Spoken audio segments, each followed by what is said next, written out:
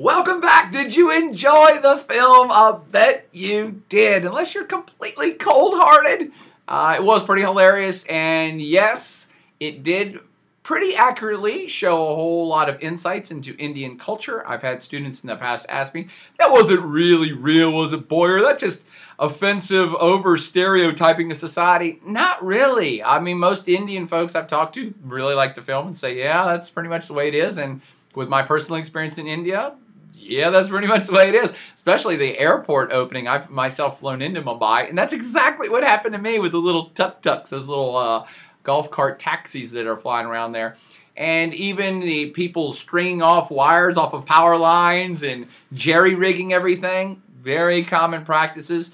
Some of the, I won't say poverty, because this is, again, a lighthearted comedy that really didn't tackle poverty or wealth disparity that much, but did you see how people live differently? And, again, people who are just pulling electricity off to cook in the streets, is that real? Yeah, that's real. I mean, that was kind of the cleaned up, sanitized version. So there is great wealth disparity in the society, but great joy and great fun, and it's a society that just kind of hums along, and it's very active on every level, from people living in the street all the way up to business owners.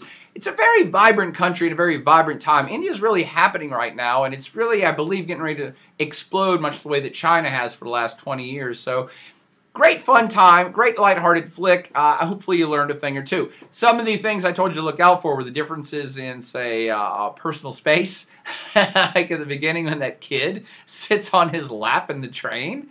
I mean, that's something that it's weird to us, but it's totally natural. Or even just like going in an alley and sitting down and having somebody cook up an egg or some rice for you sitting on the street. Very common. People get their hair cut just squatting on the street in India. I did it myself. It's fun. So differences in personal space and public space in India.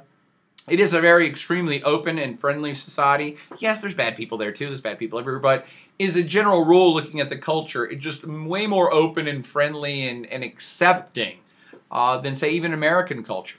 People just like hanging out. You can do whatever you want to. And people just, oh, okay, well, that's cool. The other things, of course, that you probably already knew about, or at least heard about, that are very different are things like arranged marriage. Still very common in India. I guess maybe in some other Asian societies, but nowhere like India. It's just an ancient practice, and I say ancient, a couple thousand years. Again, it's part of kind of Hindu tradition, that it's just accepted. It's just the way that it is, and it still happens even in the modern 21st century. And even Indian Americans who may be born in America and grew up mostly in America, a lot of them still practice this tradition where their parents kind of set up the marriage with some other family that they know. So that's still not that uncommon. And they even say that, you know, well, this is no big deal. This is a partnership, and love can come later. That is very different than the American, or maybe even Western, but certainly the American viewpoint on such affairs of the heart. I liked they had a reference in there of how Americans have so many choices. Did you pick up on that too? It's like so overwhelming. How does anybody get married? There's so many choices. How does anything get done? There's so many choices. I think you're starting to see that actually in today's 21st century American society, where people are inundated with choice, and they're like, can someone just tell me what to do? We're overburdened with a choice and stuff bugging you and tweeters and all this stuff. It's all over the place. It seems like people may be striving for a simpler society. So some of these traditions in other cultures, namely India for this film, they almost seem calming and kind of interesting and pure. So, yeah, it's just very different. Wealth disparity in all aspects of the society and culture, and even especially in the public experiences there. I kind of touched upon some of those already. And is India an English-speaking society? Well, it's one of the reasons why so many American and European jobs are being outsourced to India, is because so many of their people speak English. Most Indians, when they go to school, learn 3 languages. Yeah, they learn Hindi, a language. They learn their local dialect, and they'll learn English. So it's one of the great appeals for business to move to India, because they can communicate way easier. You know, a lot of call centers coming out of China right now, because not that many people in China speak English yet, but that's coming. Speaking of which, let's get back to some of the business principles here of this film called Outsourced. And what is going on with outsourcing in today's world?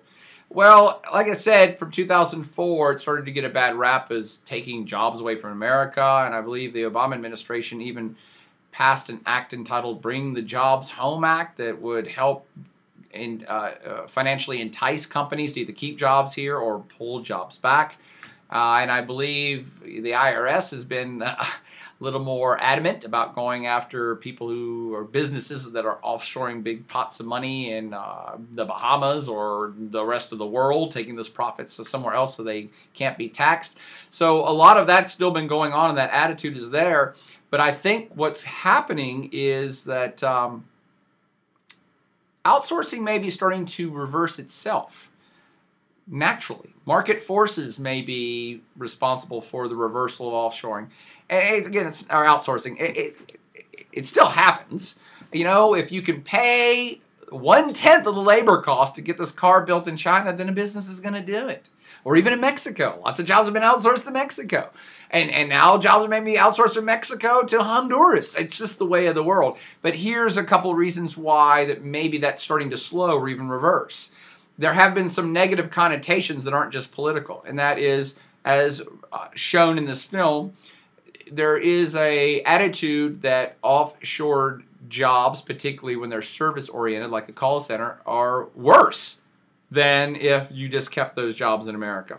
If you had Americans running a call center to other Americans, people say, oh, who am I talking to? And this maybe have happened to you already too. My Dell computer messed up and I'm talking to somebody from Bangalore. I can't understand your accent. I don't know what's going on. So there's been a bit of negativity of, particularly for customer service oriented jobs, that people attach negativity to it big time and don't want to deal with it. So there's that negative aspect. And there's also a negative aspect of, say, the Made in China brand. Oh, you're going to make all this stuff in China? Well, you know what? That means it's an inferior product to some made in Germany. So the negativity associated with moving jobs solely for the sake of saving money for the business may be coming back to bite them in the ass a bit, because they may be losing business because people are like, oh, you make all your product in China now? Well, that's okay. I'm gonna either buy American or buy local, or Germany is a better brand name than a Chinese company is. So that's been happening. But I think it's also starting to reverse because of the farm-to-table movement, because of the buy local movement. That's had some impact, and more people are starting to say, well, I kind of don't really need to save a nickel on this pair of underwear at Walmart. I can afford to pay a dime more. It's not that big a deal. So more people are starting to migrate to local business because it makes sense and perhaps it's a better product.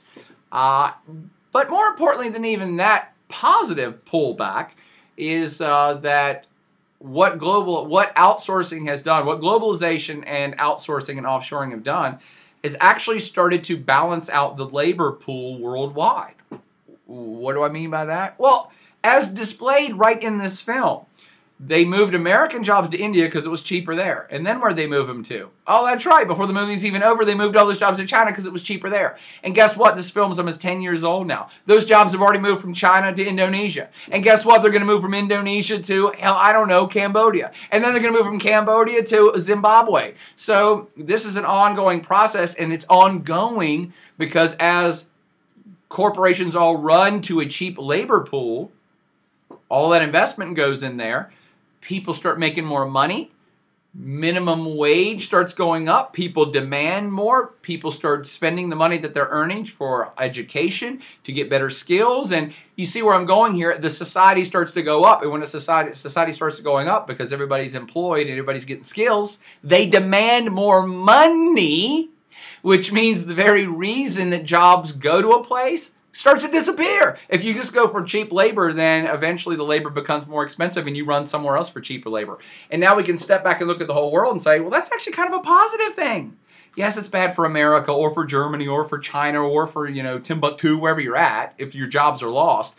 But if you're looking at the whole globe, what this process is doing is actually slowly raising a minimum wage or minimum floor of acceptable salaries for places. And as this process continues, then everybody's going to be up somewhere in the $5, $6, or $10 minimum wage living wage type of scenario. So it may be a kind of a good thing for labor worldwide. This is speculative, but certainly it is happening as companies jump from one cheap place to the next cheap place, precisely because as those people have gotten higher skills, more education, they demand more in wages. Does that make sense? Okay. Well, all of that great learning from this great little lighthearted comedy romp, cross-cultural fun set there in Mumbai, India.